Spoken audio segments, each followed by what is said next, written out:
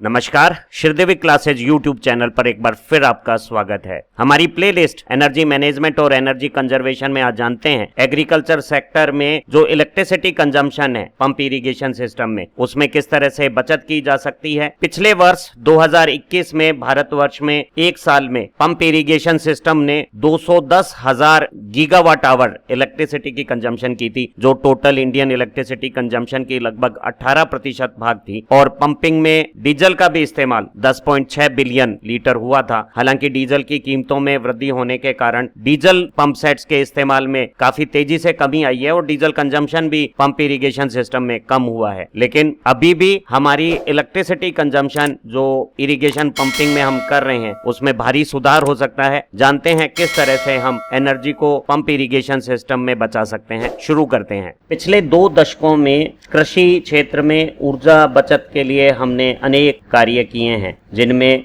जो inefficient agriculture pump sets थे, जिसमें मोटर, इंजन, पंप की असेंबलीज, पाइपिंग, फुटवॉल्व सभी शामिल थे, उनको energy star rated energy efficient devices से रिप्लेस करने का काम काफी बड़े स्तर पर किया गया है। हमने एग्रीकल्चर सेक्टर में जो इलेक्ट्रिक कनेक्शंस हैं और जो एग्रीकल्चर फीडर्स हैं उन पे मीटरिंग की व्यवस्था करके एनर्जी कंजम्पशंस को ऑब्जर्व करके एनर्जी एफिशिएंसीज को बढ़ाने का कार्य किया है। एग्रीकल्चर को फीड करने वाले डिस्ट्रीब्यूशन सिस्टम को स्ट्रेंथनिंग और ऑगमेंटेशन और एफिशिएंट बनाया है। साथ ही साथ जो हमारा एग्रीकल्चर फीडर में पुअर पावर फैक्टर की कंडीशंस थी, उन्हें शंट कैपेसिटर लगा के पावर फैक्टर इंप्रूव करके लाइन में लॉसेज और दूसरी जो electrical problems poor power factor से होती है उन्हें दूर करके एनर्जी एफिशिएंसीज को बढ़ाया गया है। आजादी के बाद से ही सभी सरकारों ने देश में इलेक्ट्रिक इंफ्रास्ट्रक्चर के डेवलपमेंट पर ध्यान दिया है। हमने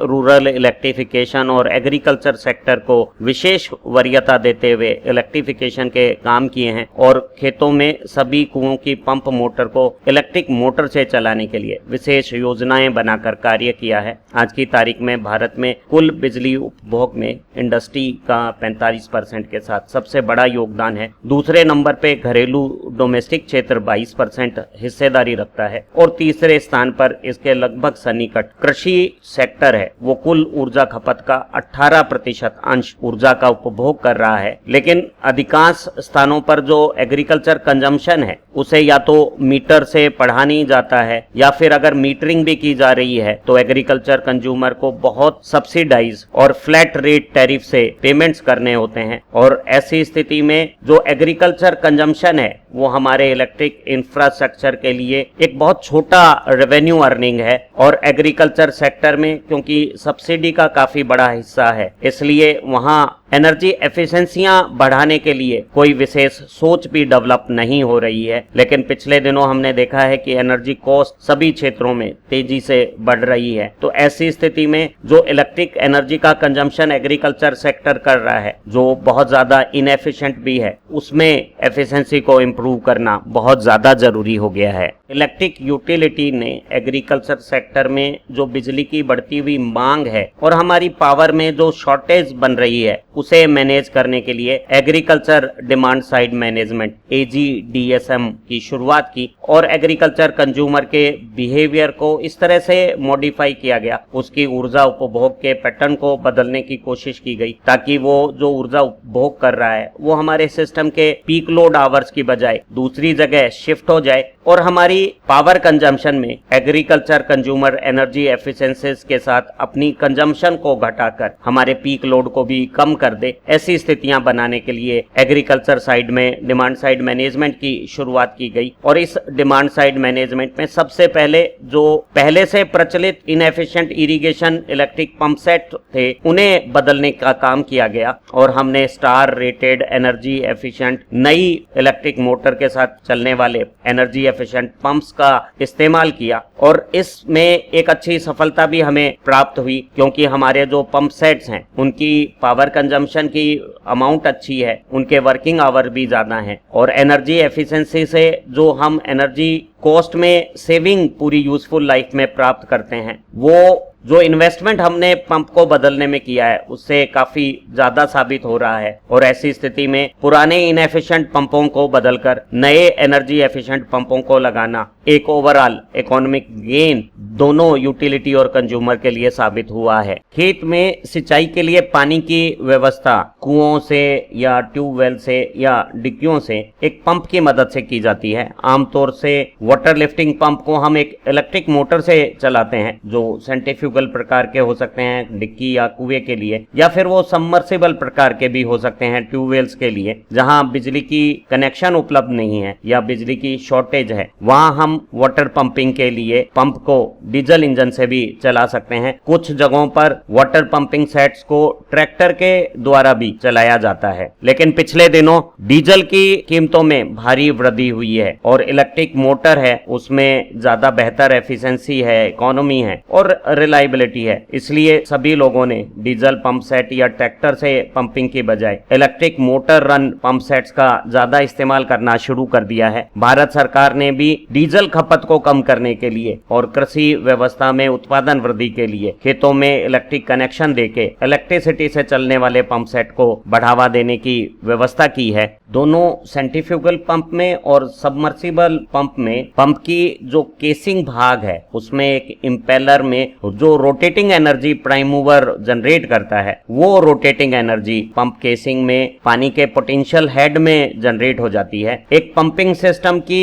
ऑप्टिमम एनर्जी एफिशिएंट परफॉर्मेंस के लिए जरूरी है कि इस पंप केसिंग में इंपेलर सिस्टम और प्राइम मूवर की मैचिंग डिजाइन में होनी चाहिए और जिस लोड के लिए हम पानी लिफ्ट करने के लिए पंप का इस्तेमाल कर रहे हैं उस लोड के साथ हमारी इस पूरे पंपिंग सिस्टम की भी मैचिंग होना जरूरी है, क्योंकि एक पंप की पावर रेटिंग भी अच्छी हो सकती है और उन्हें काफी घंटों तक खेती में सिंचाई के काम करने हो सकते हैं। तो ऐसी स्थिति में वो जो एनर्जी का कंजम्पशन करते हैं उस एनर्जी का जो टोटल बिल है वो उनकी इनिशियल कॉस्ट से कई गुना ज्यादा हो जाता है। तो ऐसी स्थिति में बेहतर डिजाइन से ज्यादा एनर्जी एफिशिएंट पंपिंग सिस्टम बना के जो लाइफ टाइम कॉस्ट को बचाना हो तो हमें पंप सेट्स की एफिशिएंसीज को इंप्रूव करना बहुत ज्यादा लाजमी है। भारत में पिछले वर्ष 2021 के जो अनुमान हैं वो बताते हैं कि कुओं और ट्यूबवेल से जो ग्राउंड वाटर को सिंचाई के लिए हमने पंप किया है उसने इलेक्ट्रिसिटी की 210,000 गीगावाट आवर, काफी बड़ी अमाउंट में इलेक्ट्रिकल एनर्जी की कंजम्पशन की है, जो पूरे भारतवर्ष की सभी प्रकार की एनर्जी कंजम्पशन का 18% एक काफी बड़ा हिस्सा हो गया है। पिछले दिनों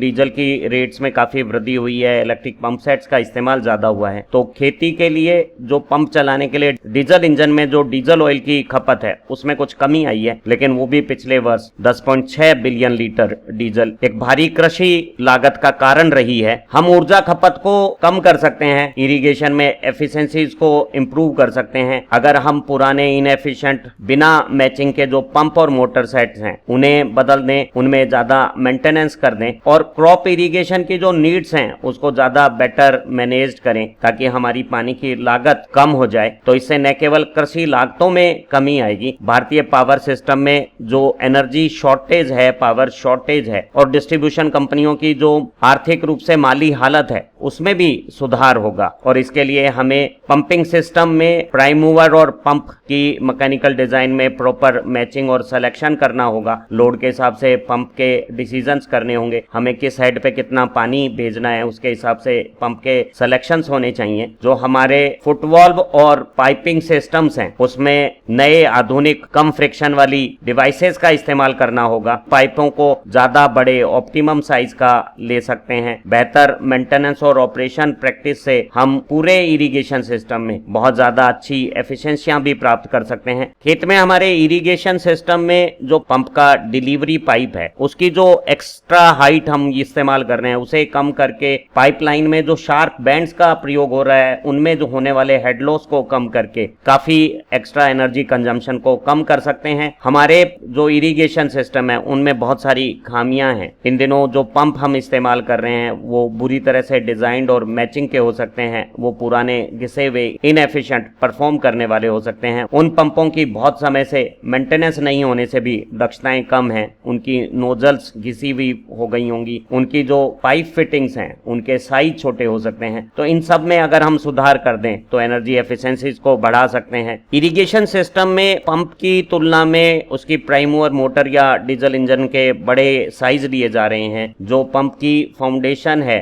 उसकी डिजाइन डिजाइन काफी खराब है, और जो प्राइम मूवर से पंप को पावर ट्रांसमिशन किया जा रहा है उस बेल्ट ट्रांसमिशन सिस्टम में भी खामियां हैं, और इन सब से हमारी एफिशिएंसियां घट रही है। जो अध्ययन बता रहे हैं कि आज की तारीख में जो एग्रीकल्चर सेक्टर में ऊर्जा कुशलता है वो बहुत कम है, और उसमें सुधार की बहुत भारी संभावना है। और बहुत सारे इरिगेशन सिस्टम में एनर्जी कंजर्वेशन और ऊर्जा बचाव के जो तौर तरीके हैं वो या तो बिना किसी लागत के थोड़े से परिवर्तनों से, अच्छी हाउसकीपिंग से प्राप्त किए जा सकते हैं, या कुछ हल्की लागत से हम कुछ सुधार करके ऊर्जा दक्षताएं बढ़ा सकते हैं। और ये जो हल्की लागत से हम सुधार करेंगे उनका जो पेबैक है, जो अतिरिक्त लागत है उसकी वसूली है, उसका पीरियड भी बहुत ज्यादा कम है। तो हमारे ऐसे इन्वेस्टमेंट बहुत कॉस्ट इफेक्टिव पेबैक भी रखते हैं। तो इन सब की मदद से हम हमारे इरिगेशन सिस्टम में बहुत ज्यादा ऊर्जा कुशलताओं को बढ़ावा कर सकते हैं। अगर कोई सेंट्रीफ्यूगल पंप कुएं या डिक्की में से पानी को उठाता है तो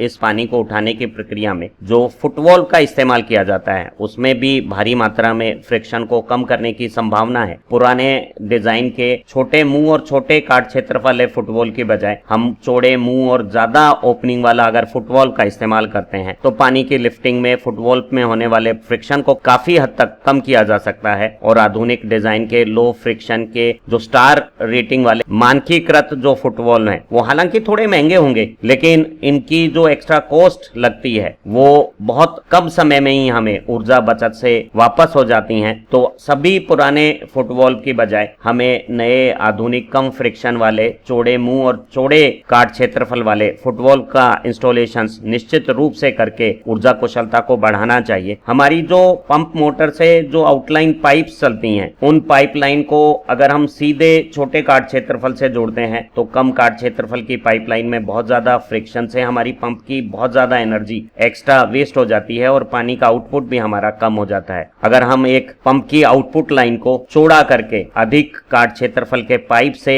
वाटर के फ्लो करते हैं तो इनसे हमारे पाइप में फ्रिक्शन कम होने से भारी मात्रा में ऊर्जा की बचत हो सकती है। सकड़े पाइपों के बजाय चौड़े पाइप लेने से कुछ लागत हमारी एक्स्ट्रा होगी, लेकिन ये एक्स्ट्रा लागत का भी पेबैक बहुत कम होगा। और अगर लाइफ टाइम कॉस्ट के लिहाज से देखें तो चौड़े पाइप सेक्शंस का इस्तेमाल एक बहुत समझदारी का निर्णय होगा। अगर इरिगेशन की पाइपलाइंस में सकड़े पाइप की बजाय चौड़े अधिक काट क्षेत्रफल के पाइप इस्तेमाल किए जाएं और शार्प तीखे एल टाइप बैंड्स की बजाय स्मूथ बैंड्स का इस्तेमाल किया जाए तो हम पानी की मूवमेंट में फ्रिक्शन को काफी हद तक कम करके पंप पर लोड को कम करके डीजल में काफी अच्छी सेविंग कर सकते हैं। ध्यान रहे, ऐसे दुगने काट क्षेत्रफल के पाइप और स्मूथ बैंड्स पानी की लाइन में 70% के आसपास फ्रिक्शनल लॉसेस को कम कर सकते हैं और हमारी पूरी इरिगेशन सिस्टम की एनर्जी एफिशिएंसीज को बढ़ा सकते हैं। अगर एक पंपिंग सेट को कुएं या डिक्की में पानी के लेवल से काफी ऊपर रखते हैं और सक्शन हेड को 10 फीट से ज्यादा करते हैं तो हमारे पंपिंग सिस्टम की परफॉर्मेंस ड्रास्टिकली रिड्यूस हो सकती है। अगर हम एक विशेष प्लेटफॉर्म बना के वाटर लेवल से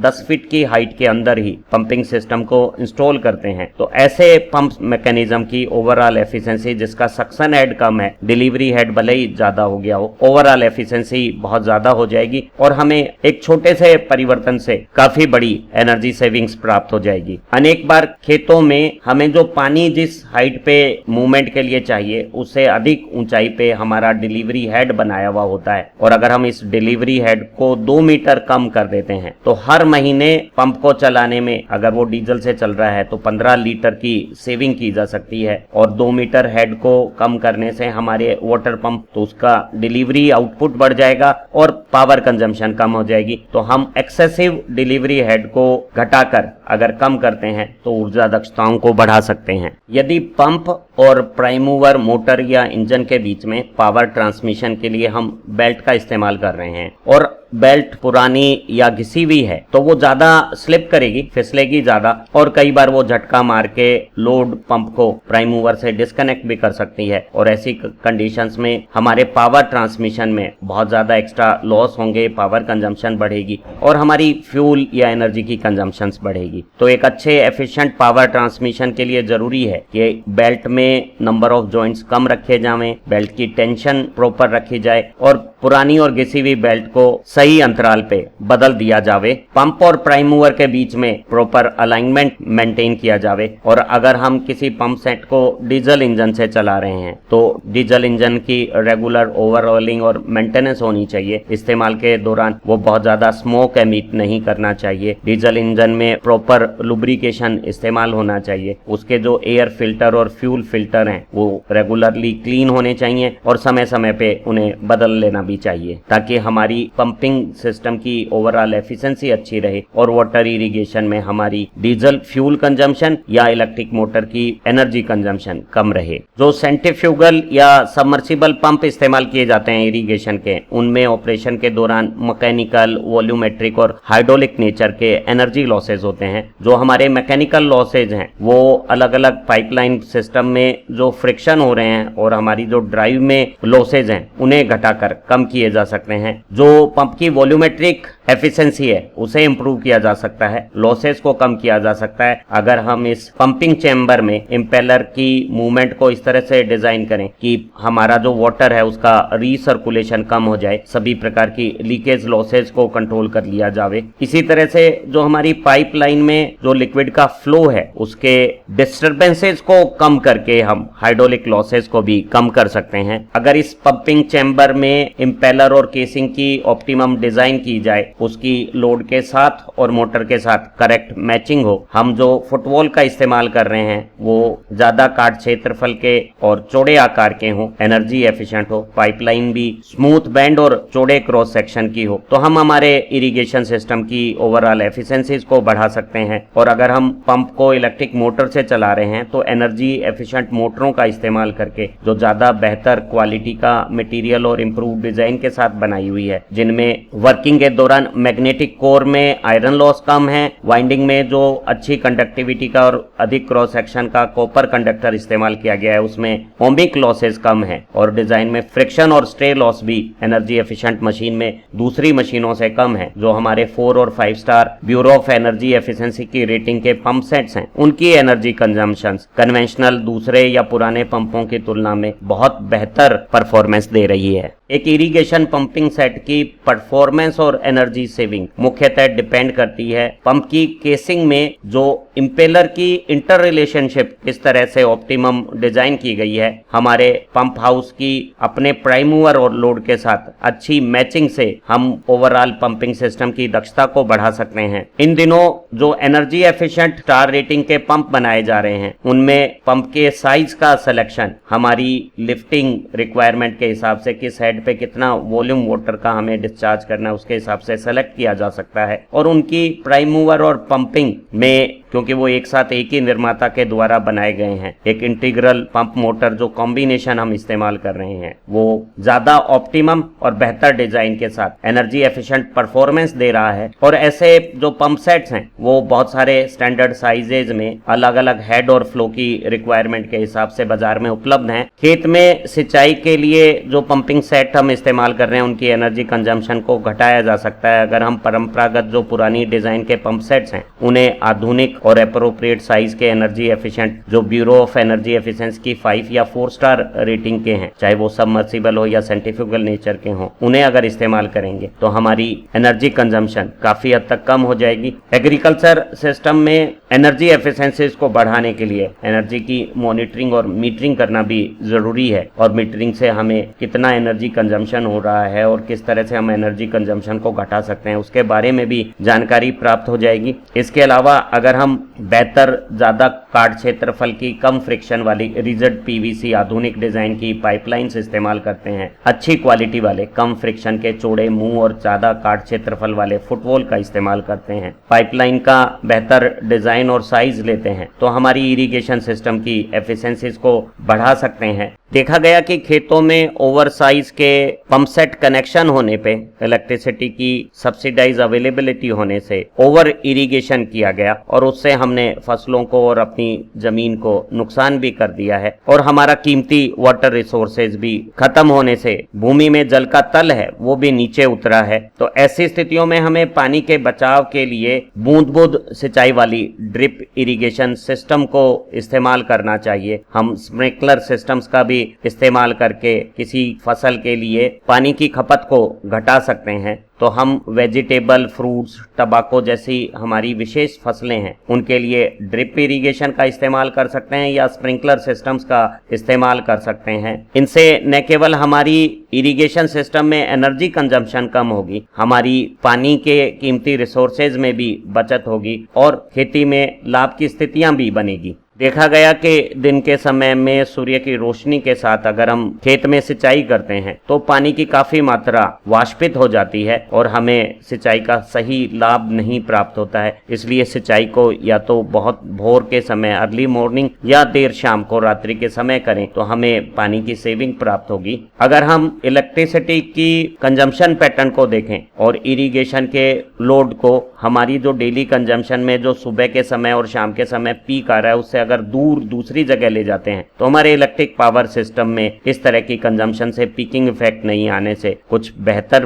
परिणाम भी प्राप्त होंगे। सभी कृषकों को सिंचाई से पहले अनुभवी जो प्रोफेशनल लोग हैं उनकी सलाह से सिंचाई की सही जानकारियां किसी क्रॉप के लिए कैसी करनी है वो प्राप्त कर लेनी चाहिए और हमें उपज की प्रकृति, जमीन में नमी की स्थिति और जो हमारा मौसम का दौर चल रहा है, जो सीजन चल रहा है, उसी के अनुसार इरिगेशन सिस्टम को ऑप्टिमम और एफिशिएंट तरीके से इस्तेमाल करना चाहिए। खेती में फर्टिलाइजर और पेस्टिसाइड के रूप में हम अप्रत्यक्ष रूप से भी ऊर्जा की खपत करते हैं और अगर हम फसल में पोषक तत्वों की उपलब्धता के लिए खाद और दूसरी चीजों को कुशल तरीके से इस्तेमाल करते हैं, खासतौर से जो नाइट्रोजन फर्टिलाइजर है उसका अगर सही उपयोग करते हैं तो हम खेती में जो इस तरह से अतिरिक्त ऊर्जा लगती है उस लागत को घटा सकते हैं। तो हमें खेती में सही तरह के जो पोषक तत्व हैं उनके चयन कर लेने चाहिए, उन्हें सही स्थान पे फसल में देना चाहिए और सही समय पे फर्टिलाइजर और पेस्टिसाइड्स का इस्तेमाल करना चाहिए।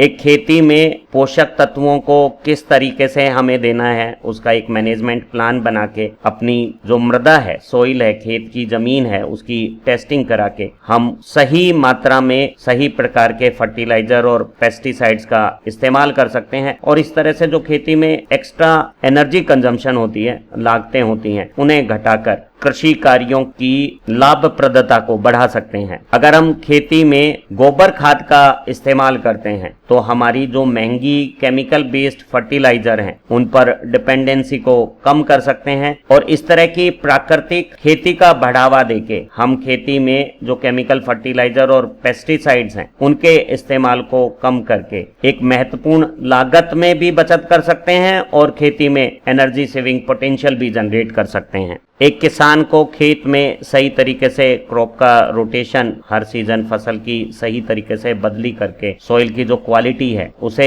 इम्प्रूव कर लेना चाहिए। उसे जो लेगुमस प्लांट्स होते हैं उन्हें लगा लेना चाहिए ताकि हमारी मृदा में इस तरह के बायो एजेंट जो हमारी नाइट्रोजन और दूसरी पोषक तत्वों की उपलब्धता भूमि में बढ़ा देते हैं और मृदा की उपजाऊपन को इंक्रीज कर देते हैं, उनका इस्तेमाल करना चाहिए। और अगर हम इस तरह की रणनीतियों का इस्तेमाल करते हैं तो हम जो एनर्जी के खपत के साथ जो केमिकल फर्टिलाइजर बनाए जाते हैं उनकी डिमांड को कम कर सकते हैं और हमारी खेती में जो इनडायरेक्ट एनर्जी इनपुट्स हैं और जो डायरेक्ट एनर्जी इनपुट्स हैं, डीजल और इलेक्ट्रिसिटी, उनकी कंजम्पशंस को भी घटा सकते हैं क्योंकि उपजाऊ मिट्टी में कम सिंचाई की व्यवस्था से भी हमें पोषक पदार्थों की प्राप्ति सहज रूप से उपज प्रदान कर देगी। हमारी खेती के लिए एक बदहाली की स्थितियां हैं क्योंकि इन दिनों हमें खेती की सिंचाई के लिए पर्याप्त पानी की भी उपलब्धता नहीं है और अगर मानसून खराब होता है तो सूखे की स्थितियां भी हमें झेलनी पड़ सकती है और हमारी पावर सिस्टम में बदहाली से पावर अवेलेबिलिटी भी खेती कार्यों के लिए कम हो गई है। तो ऐसी स्थिति में हम ये जो पुरानी खेती के हमारी तौर तरीके चल रहे हैं उन्हें अगर नहीं बदलेंगे तो भविष्य में कृषि कार्यों को बिना ऊर्जा दक्षता के साथ करना संभव नहीं रहेगा। इसीलिए हमें सभी क्षेत्रों में कृषि लागत को घटाने के लिए एनर्जी एफिशिएंसीज को प्रमोट करना जरूरी है। जो इन दिनों ऊर्जा की अवेलेबिलिटी में कमी आई है, जो पर्यावरण पे दुष्परिणाम सामने देखने को मिल रहे हैं, उन सब ने हमें मजबूरीवश विवश कर दिया है कि हम खेती में एनर्जी कंजम्पशन को मिनिमम करने की तरफ चलें, ताकि हम न केवल सॉइल की जो इंटीग्रिटी है उसे सुरक्षित रख सकते हैं, क्योंकि वर्तमान परिस्थितियों में बहुत ज्यादा फर्टिलाइजर और इरिगेशन के पानी के कारण हमने खेतों में सैलिनिटी, लवणता बढ़ा दी है, उसकी उर्वरता कम हो गई है और वहां वाटर लॉगिंग की समस्याएं भी जमीन की उपजाऊपन को घटा रही है। उम्मीद है कि हमारे इस कृषि क्षेत्र में ऊर्जा लागतों को घटाने के बहुत ज्यादा अवसर हैं, उनका वो सही तरीके से उपयोग करेगा और जो बेस्ट एनर्जी एफिशिएंट प्रैक्टिसेज हैं उन्हें इस्तेमाल करके ऊर्जा के संकट और पर्यावरण के दुष्परिणामों पर नियंत्रण पाएगा और कृषि कार्यों में लाभप्रदता को भी मेंटेन करेगा। उम्मीद है एग्रीकल्चर सेक्टर में एनर्जी कंजर्वेशन और पंप इरिगेशन सिस्टम में ऊर्जा दक्षताओं को बढ़ाने के बारे में ये लर्निंग वीडियो परीक्षा उपयोगी साबित होगा। इसकी मदद से कृषक भी ऊर्जा बचत की महत्ता को समझेंगे। इन्हीं उम्मीदों के साथ फिर मिलते हैं एक नई लर्निंग वीडियो के साथ। आप अच्छा पढ़ें, तरक्की करें। Have nice time. Thank you very much.